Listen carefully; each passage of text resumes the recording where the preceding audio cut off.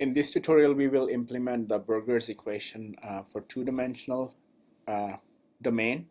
So the problem that we have given is an Lx by Lm steady area, and we have the velocity field given to us as these two equations for the x direction and y direction. And then a chemical is released at 50 units per second for 2 seconds.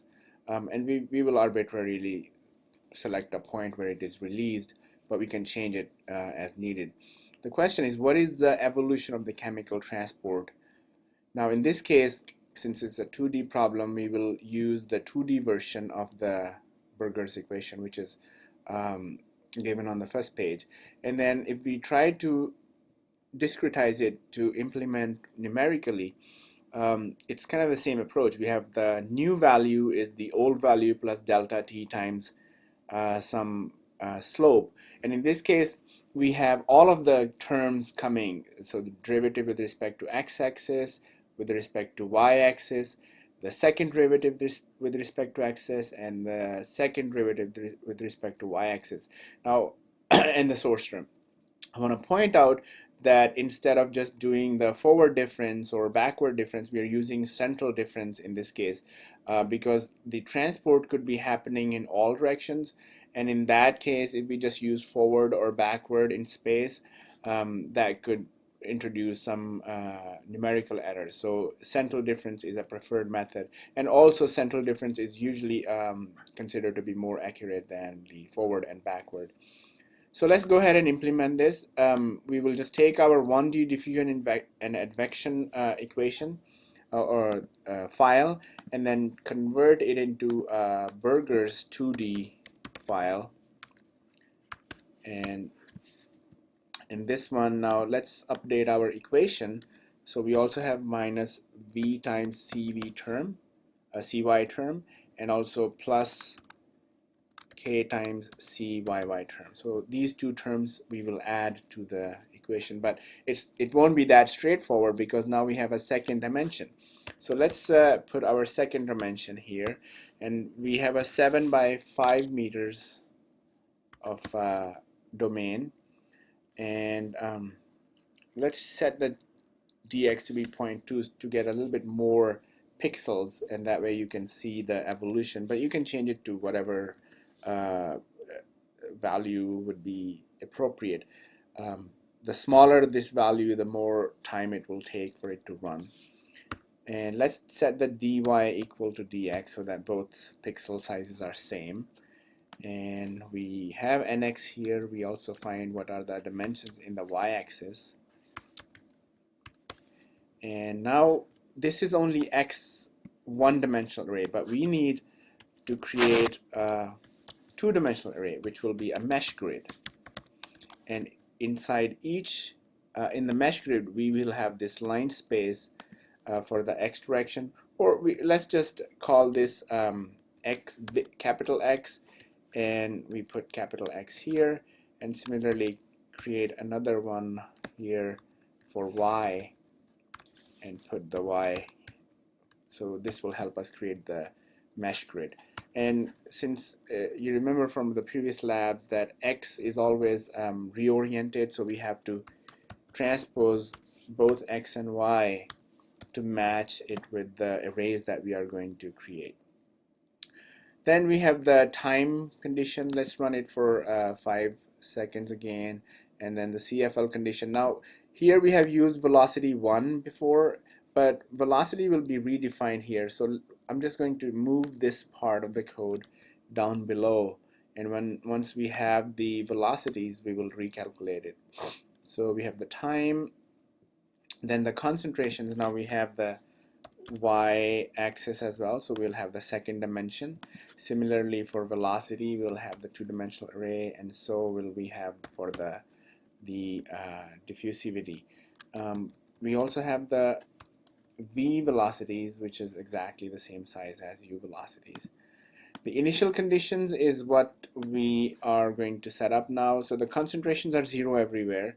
The velocity is given to us, so let's do that. So we know that the velocity is 1.5 everywhere. So what we will do is we'll just take everywhere, we'll set it to 1.5. So that will take care of the first one. And then V everywhere is given by Y and X in terms of a simple constant value plus some linearly varying value plus a sine wave. So let's do that. So we'll just set V is equal to, in this case, it's 0.1 plus 0.01, I believe, or 0 times y minus Ly, and then plus sine of 4 into pi into x divided by Lx. So that's our velocity field. Now, in order to quickly see it, let's run the code from this point to this point. And I missed some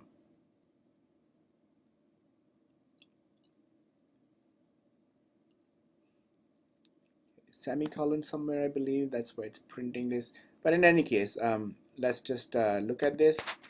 So quiver x, y, u, and v. So you can see this is what the velocity field looks like. It's a constant value in x direction everywhere, but in y direction it's kind of going up and down. So that's the sine wave with some linear variation along this direction. So this is, and let's put the pollutant maybe somewhere over here and then see how it, you would expect it to kind of go up and down and also spread along the way. And that's what Berger's equation is supposed to tell us. Okay, so moving on, so now we have the velocities defined. So dt is CFL times dx over 1 previously, but now we also want to have the dy term. So we will have dy divided by the velocity in the y direction. So let's put it that way. And this is the u velocities everywhere. But this is many values. We just need one dt value. And so so what we want is the smallest of all these values, because we want the smallest dt value, because we want to maximize, not maximize, but based on our CFL values, we should be able to get. So let's put the minimum of all these values. That's what the CFL will give us. And let's remove the dependence on NT. Instead, we will just change this to a while loop and say until t is less than our maximum time. So this loop will keep running until t is less than capital T. Now here our boundary conditions need to be converted to two-dimensional as well. So I'm going to show you by combining these two boundary conditions into a single line. So I'm saying that the end is n minus 1. Similarly, 1 is supposed to be the 2. But what about if we just do that? 1 and n. So this is the first column. This is the last column. And the first column is equal to the second column. And the last column is equal to the second last column. So this is a very easy way to kind of combine both of the boundary conditions for the y-axis, and in a similar way we can do the x-axis boundary conditions. These are both the Neumann boundary conditions. Okay, the source term. So as I plotted here, as I mentioned that, so let's put the source somewhere here. So nx is 35, ny is 25. So maybe we can put the source at 412. So 4 comma 12 is equal to c 4 comma 12 plus dt times 50. So that's our source term. And we want to do it for until 2 seconds. So while if t is less than 2 seconds, do this, otherwise we won't add the source. And here's where we add the dt and c, save the current c value. So now let's add the advection term. So I comma j, I minus 1 comma j, that's our x-axis advection term, and I comma j, that's the x-axis velocity.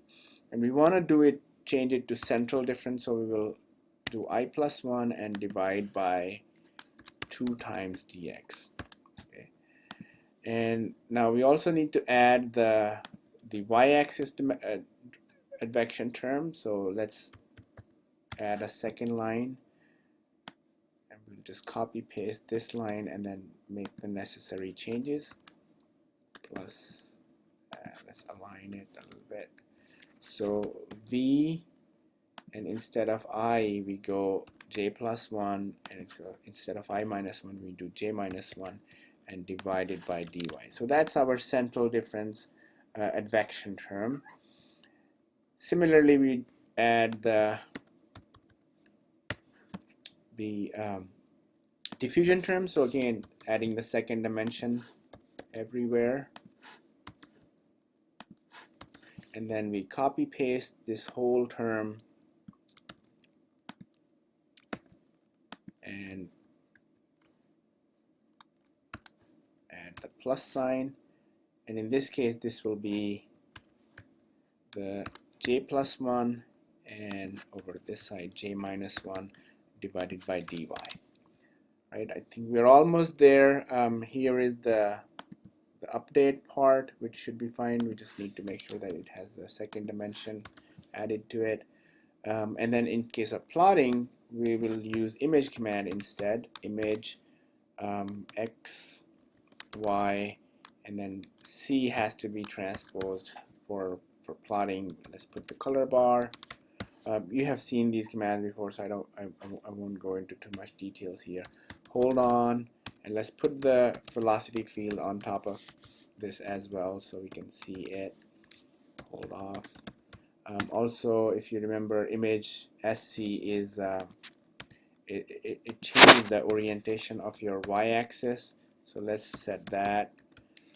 Y direction should be normal, and then the x-axis, the axis should be lx on x-axis and ly on y-axis.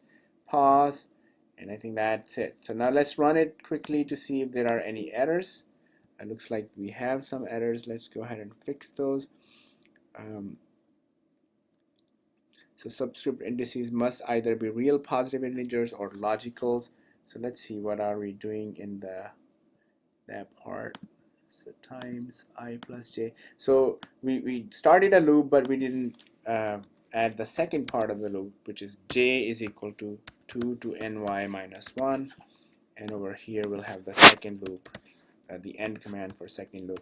As you can see, I kind of put them in a single line. This is another way you can do it. So now let's run it, and looks like we have the code is running. There's somewhere a missing semicolon, looks like capital Y. So let's fix that. Capital Y, wherever we define that, we need a semicolon here. Let's end this. And now the code looks like is running, but it's not incrementing in time. So what's missing? We have t equal to 0. Our dt is defined. Let's see, what is dt. Dt is 0 for some reason. So there are two issues here. One is that we need a dot divide by, and then the second one is that these velocities could be negative. So to get the dt time, we should have absolute values of these velocities. So let's try that and then rerun this little piece of code and see what the dt value is. So that looks like 0.003. So once we run this again, we can see that the code is running, but looks like it's running very slow. So let's increase the CFL value a little bit. Let's make it 0.1 and rerun this. And now we can see the code is running, but it's spreading everywhere, and you can see there are negative values appearing. So we need to take care of these negative values. This will be done in the next tutorial, because this tutorial will be only 15 minutes.